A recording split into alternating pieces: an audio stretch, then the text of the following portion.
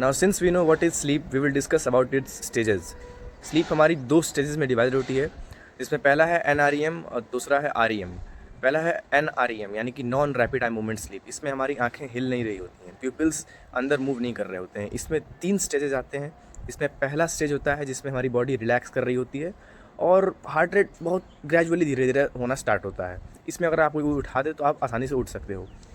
दूसरा स्टेज आता है जिसमें हार्ट रेट ग्रेजुअली नहीं, बहुत ही रैपिडली धीरे धीरे होना शुरू करती है। हमारी ब्रीदिंग भी धीरे धीरे स्लो होना शुरू करती है। हमारा बॉडी टेम्परेचर भी इसी स्टेज में ड्रॉप होने लगता है।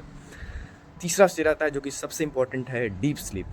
और इसको कहा जाता है कि हमारे पूरे स्लीप पे कम से कम 1.5 से 2 घंटे डीप स्लीप के हमारे होने चाहिए, क्योंकि इसी स्टेज में हमारे ग्रोथ हार्मोन्स रिलीज़ होते हैं, हमारी मसल रिकवरी होती है, हमारे जो ऑर्गन्स हैं वो रिपेयर होते हैं। तो ये होता है NREM यानी कि non rapid eye movement sleep. Next है हमारा REM स्लीप यानी कि रैपिड आई मूवमेंट स्लीप। इसमें हमारी आंखें हिलना शुरू करती हैं।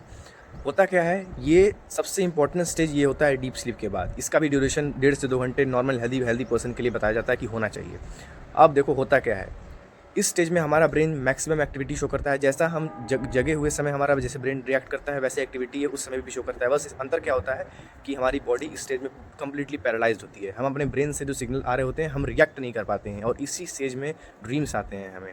हमारी मेमोरी कंसोलिडेट होती है, मेमोरी इंप्रूव होती है। जो दिन भर आपने स्किल्स सीखे हैं वो स्किल्स आप रिविजिट करता है तुम्हारा ब्रेन। उस स्किल्स को दोबारा कंसोलिडेट करके एक जगह ला के उस स्किल को दोबारा डेवलप करता है। मेमोरी शार्प होती है, और भी कई सारे कॉग्निटिव फंक्शन, मेनली जो ब्रेन रिलेटेड फंक्शन होते हैं, जो ब्रेन हमारी जो इंपॉर्टेंट ऑर्गन है उसमें जो फंक्शंस होते हैं, इसमें जो बेहतरी होती है वो इसी स्टेज में होती है, REM स्लीप में। और NREM में क्या होता है, हमारी बॉडी के ऑर्गन्स और हमारा जो बॉडी फीचर्स होता है ये बेटर होते हैं।